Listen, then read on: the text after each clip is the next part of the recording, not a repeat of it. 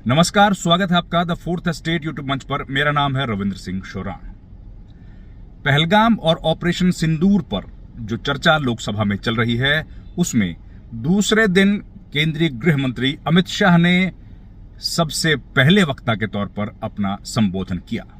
अपने संबोधन में उन्होंने सबसे पहली जो बात कही वो कही कि भारतीय सेना और भारतीय अर्धसैनिक बलों के ज्वाइंट ऑपरेशन में उन तीनों आतंकवादियों को मार दिया गया है जो पहलगाम हमले में शामिल थे, पहलगाम हमले के जिम्मेदार थे और उन्होंने ही पहलगाम में जो हमारे पर्यटक थे उनको मारा था।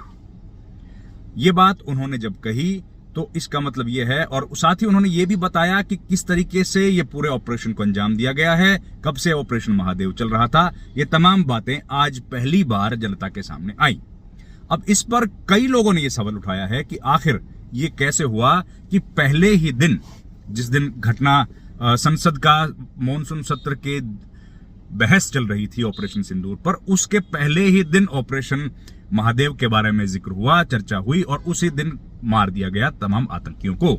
अब ये खबरें, इस पर कई तरह के लोग जो है अपना अपना वक्तव्य, अपने अपने बयान दे रहे हैं, कई तरह के शक और सुबह उनको हैं। लेकिन गृह मंत्री ने जिस तरह की बातें कही हैं उसमें उन्होंने तमाम उन व्यक्तियों के बारे में कहा कि उनके वोटर आईडी भी हैं कि वो लोग पाकिस्तान के रहने वाले थे। ये सूचना नई थी जो कल राजनाथ सिंह और जयशंकर के भाषणों में नहीं थी। लेकिन इसके अलावा गृह मंत्री अमित शाह के भाषण में कोई ऐसी चीज नहीं थी जो नई जानकारी लोगों को मिले। उन्होंने ये नहीं बताया कि ट्रंप इतनी दफा क्यों कह चुके हैं कि ऑपरेशन सिंदूर या भारत और पाकिस्तान के बीच जो सीज फायर है वो उन्होंने उसकी डील स्ट्राइक की। उन्होंने उस पर कुछ नहीं बोला। उन्होंने नहीं बोला कि चीन का इसमें क्या योगदान है या चीन इस पूरे जो पाकिस्तान को मदद कर रहा था उसके बारे में उन्होंने कुछ नहीं कहा। साथ ही वो पुराने इतिहास के वही पन्नों को एक बार फिर से पलटते नजर आए जो इसके पहले भी उन्होंने कई बार इसी सदन में बातें कही हैं। एक बार फिर उन्होंने नेहरू से लेकर इंदिरा गांधी और इंदिरा गांधी से लेकर राजीव गांधी और मनमोहन सिंह तक सब लोगों को निशाने पर लिया और उनको कश्मीर में जो हालात खराब हुए थे उनकी स्थिति के लिए उनको जिम्मेदार ठहराया। लेकिन लोगों के जो प्रश्न थे, आम आदमी जो सवालों के जवाब जानना चाहता था, वो मुख्य तौर पर वही सवाल थे जिनके जवाब गृह मंत्री ने नहीं दिए। पहला प्रश्न, आखिर ऑपरेशन सिंदूर में जब हिंदुस्तान की सेनाओं की भारी बढ़त थी तो उसको क्यों रोका गया? उसका जवाब अभी तक नहीं मिला। आखिर ऑपरेशन सिंदूर जब रोका गया तो उसकी जानकारी अमेरिका के राष्ट्रपति ट्रंप ने क्यों दी?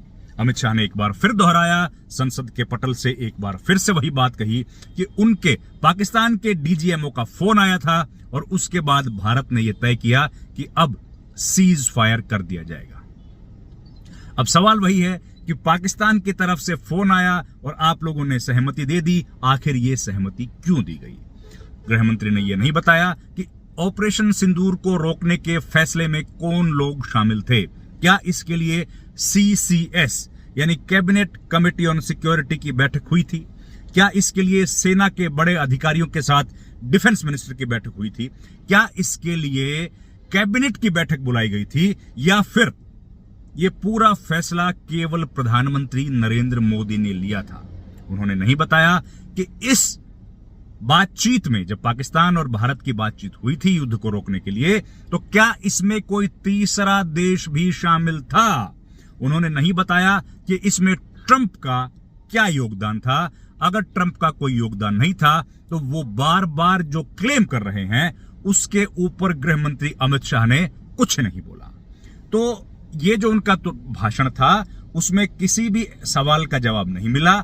एक सवाल का जवाब मिला कि वो आतंकवादी जो थे वो कहां चले गए। इस पर उन्होंने कहा कि उनमें 3 आतंकवादियों को मार दिया गया है, ये गृह मंत्री ने बोला।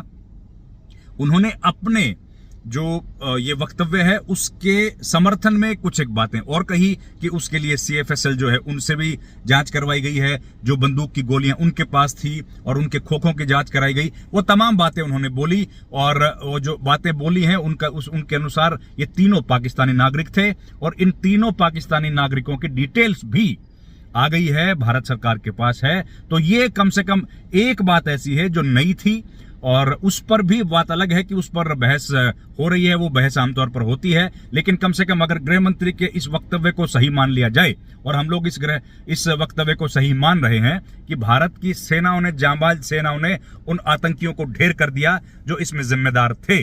अब इसमें कोई और बातें आती हैं बहस के लिए, वो बात अलग है, लेकिन कम से कम एक सही बात, एक बात नई सामने आई और गृह मंत्री ने यह बताया।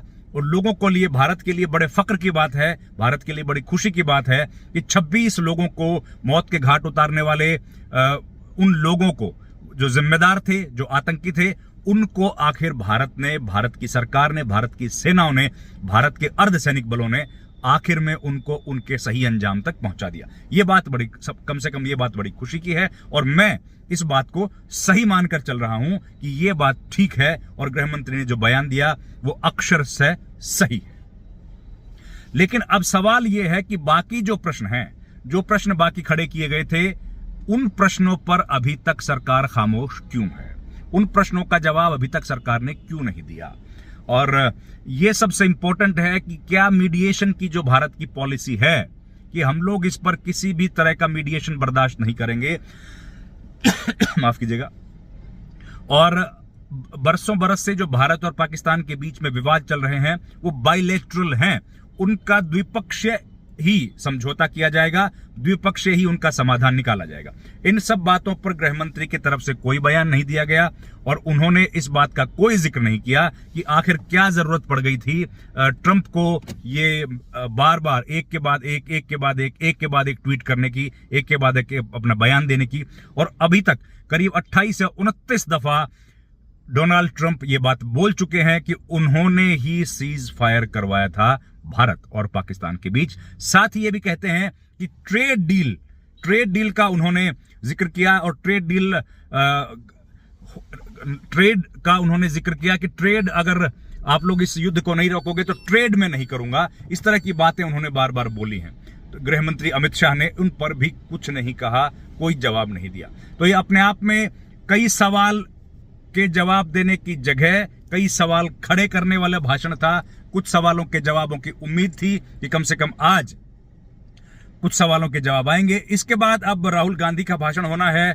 राहुल गांधी के भाषण के बाद शाम को प्रधानमंत्री नरेंद्र मोदी का भाषण होना है। उम्मीद की जा रही है कि राहुल गांधी इसमें से जो अमित शाह ने कुछ बोला है उस पर अपनी टिप्पणी करेंगे, उस पर कुछ बोलेंगे और कई और सवाल खड़े करेंगे। और साथ ही साथ उम्मीद यह भी है कि प्रधानमंत्री नरेंद्र मोदी जब शाम को अपना भाषण देंगे तो उसमें तमाम सवालों के जवाब हम लोगों को मिल जाएंगे कि ट्रंप जो है वो सही बोल रहे हैं कि गलत बोल रहे हैं, मीडिएशन हुआ था या नहीं हुआ था, हमने ऑपरेशन सिंदूर को क्यों रोका। तमाम बातों पर प्रधानमंत्री नरेंद्र मोदी के भाषण में आज तमाम जानकारी हिंदुस्तानियों के सामने आ जाएगी। इस बात की हमें पूरी उम्मीद है। इस वीडियो में इतना ही। आपसे गुजारिश है हमारे चैनल को लाइक, शेयर और सब्सक्राइब जरूर कीजिए। आपका बहुत बहुत धन्यवाद।